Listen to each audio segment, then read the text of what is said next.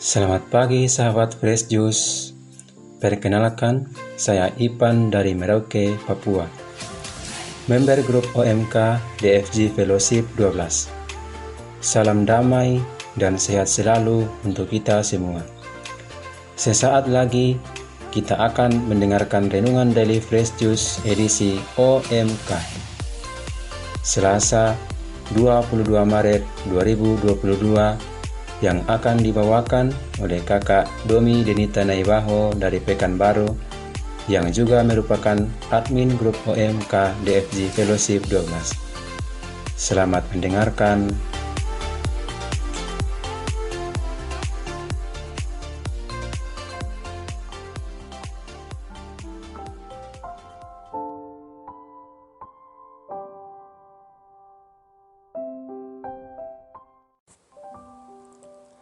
Selamat pagi sahabat Fresh Juice, Om dan Tante, khususnya teman-teman orang muda yang terkasih. Apa kabarnya hari ini? Semoga semua sahabat Fresh Juice selalu dalam keadaan sehat. Senang sekali dapat kembali menyapa sahabat Fresh Juice bersama saya, Domi Denita Naibaho dari Pekanbaru, di Renungan Daily Fresh Juice edisi OMK.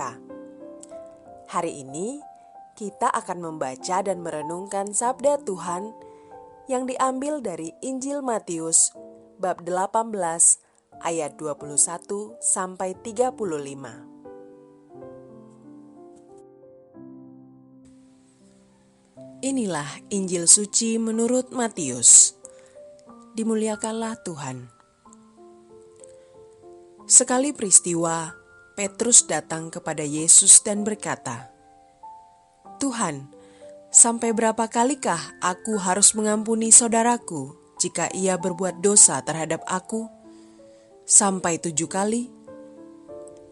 Yesus berkata kepadanya, "Bukan, aku berkata kepadamu, bukan sampai 7 kali, melainkan sampai 70 kali 7 kali.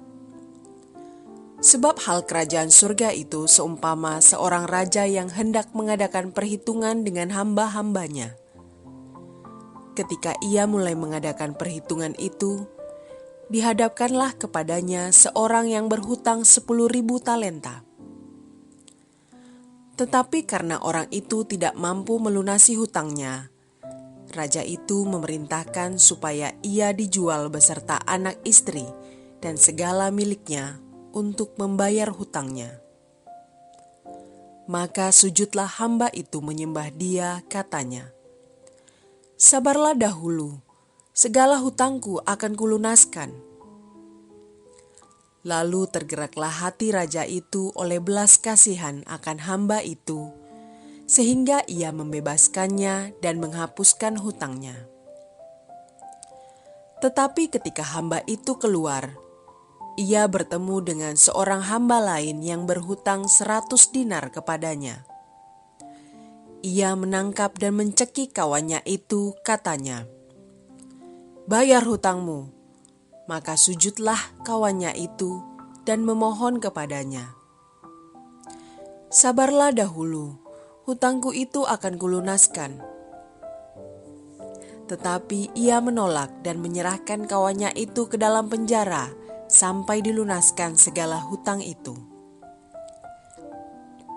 Melihat itu, kawan-kawannya yang lain sangat sedih, lalu menyampaikan segala yang terjadi kepada tuan mereka. Maka raja itu menyuruh memanggil hamba pertama tadi dan berkata kepadanya, 'Hai hamba yang jahat, seluruh hutangmu telah kuhapuskan karena engkau memohonnya kepadaku. Bukankah engkau pun harus mengasihi kawanmu seperti aku telah mengasihi engkau?' Maka marahlah tuannya itu dan menyerahkan dia kepada algojo-algojo sampai ia melunaskan seluruh hutangnya. Demikianlah Bapa-Ku yang di surga akan berbuat terhadap kamu apabila kamu masing-masing tidak mengampuni saudaramu dengan segenap hatimu." Demikianlah sabda Tuhan. Terpujilah Kristus.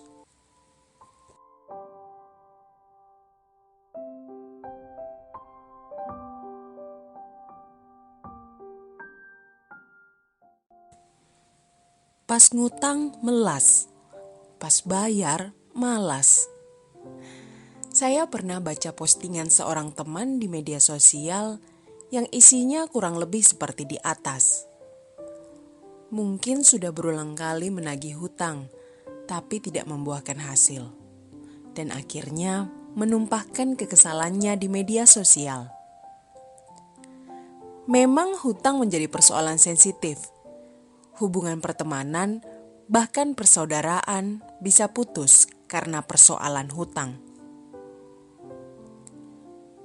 Maka saat membaca kisah perumpamaan yang diceritakan Yesus pada Injil yang kita renungkan hari ini, pastilah kita sangat kagum dengan sikap raja yang baik hati itu. Hutang hambanya 10.000 talenta dihapuskan. 1 talenta itu 6.000 dinar. Kalau berutang 10.000 talenta artinya berutang 60 juta dinar. Kalau upah pekerja 1 dinar untuk 1 hari, artinya orang ini berutang bekerja selama 60 juta hari atau kurang lebih 164 tahun hari kerja. Wow, seumur hidup juga tidak akan bisa lunas. Beruntungnya hamba ini semua hutangnya dihapuskan. Namun itu tidak berlangsung lama. Ketika hamba itu bertemu dengan kawannya yang berutang 100 dinar kepadanya, lebih kecil 600.000 kali lipat dari hutangnya yang dihapuskan, dan kawannya itu memohon diberikan perpanjangan waktu seperti yang juga dilakukannya kepada sang raja. Bukannya kasihan, hamba ini justru mencekiknya. Sang raja yang mendengar hal ini pun marah dan membatalkan penghapusan hutang kepada hamba itu.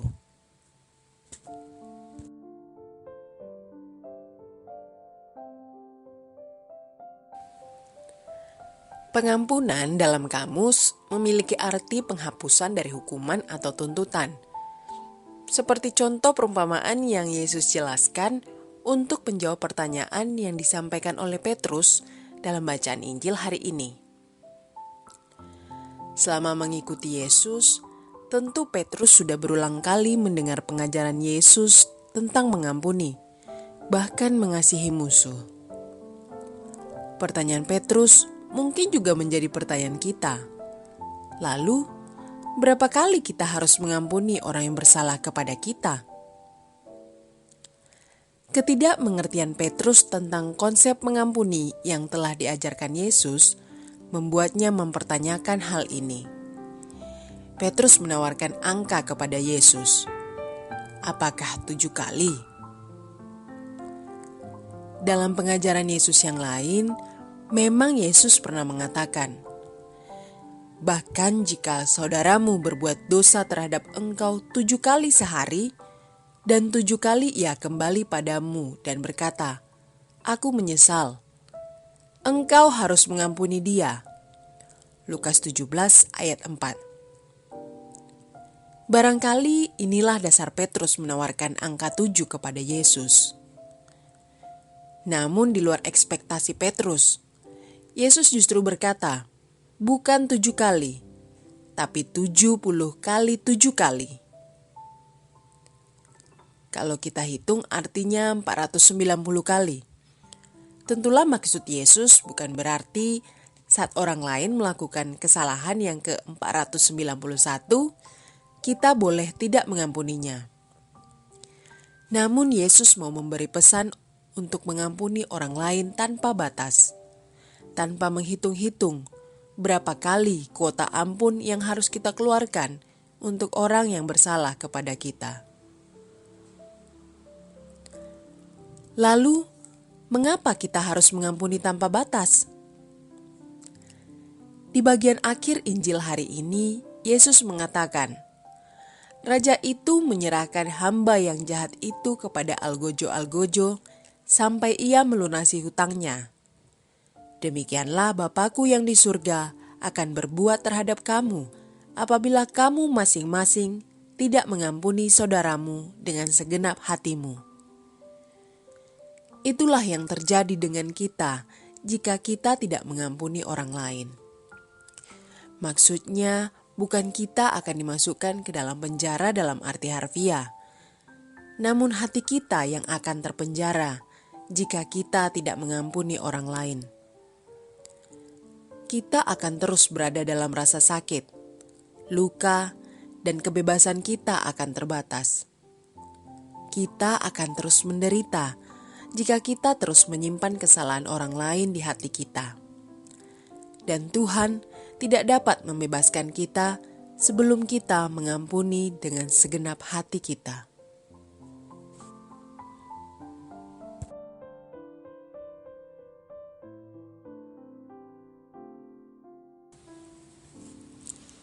Saya teringat akan satu pengalaman saya sewaktu sekolah. Saya marah kepada sahabat saya karena tidak jujur akan satu hal. Saya merasa dikhianati dan merasa tidak dianggap. Saya menjauh dan mulai mengambil jarak dengannya. Menegur pun tidak, padahal kami dalam kelas yang sama. Awalnya kekerasan hati saya membuat saya berpikir, untuk apa saya berbaikan dengannya? Tidak ada ruginya juga kalau tidak berteman dengan dia.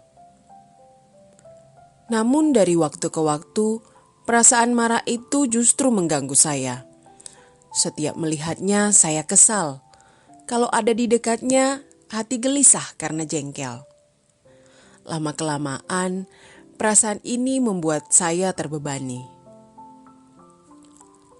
Sahabat Fresh Juice yang terkasih, hal itulah yang akan terus kita alami ketika kita tidak mau mengambil keputusan untuk mengampuni.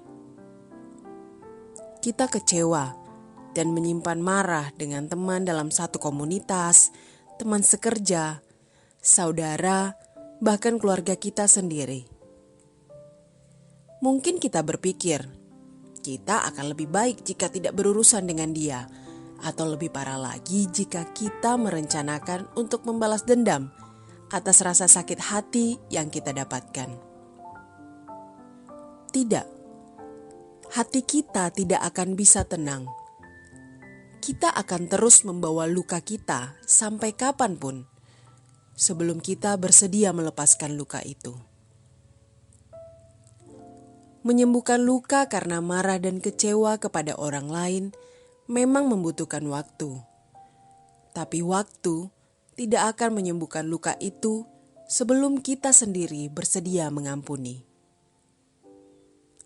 Karena sesungguhnya pengampunan itu bukan hadiah kepada orang yang berbuat salah kepada kita, namun hadiah untuk diri kita sendiri. Ketika kita memilih untuk mengampuni, berarti kita siap menerima berkat Tuhan yang tak terbatas.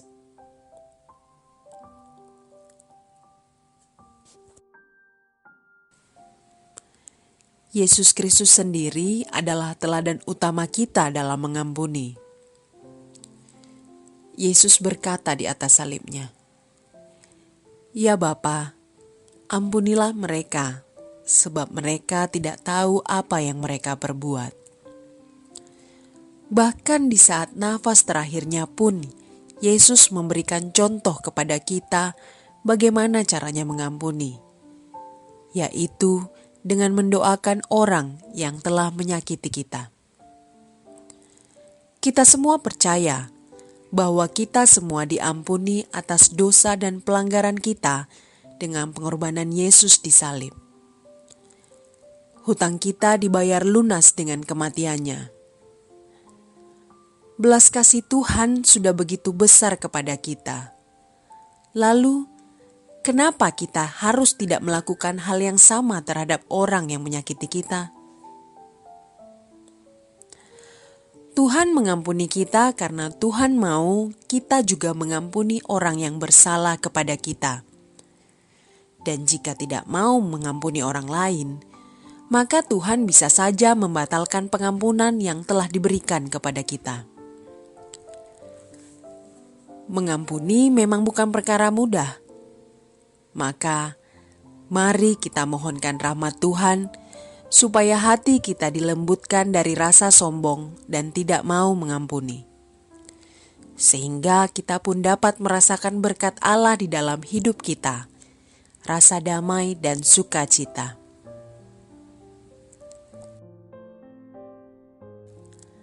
Semoga refleksi kita hari ini dapat semakin meneguhkan kita, sehingga setiap hari kita dapat menjadi pribadi yang lebih baik, semakin dikuatkan, dan selalu diberi kesehatan. Tuhan memberkati aktivitas kita hari ini. Sampai jumpa lagi.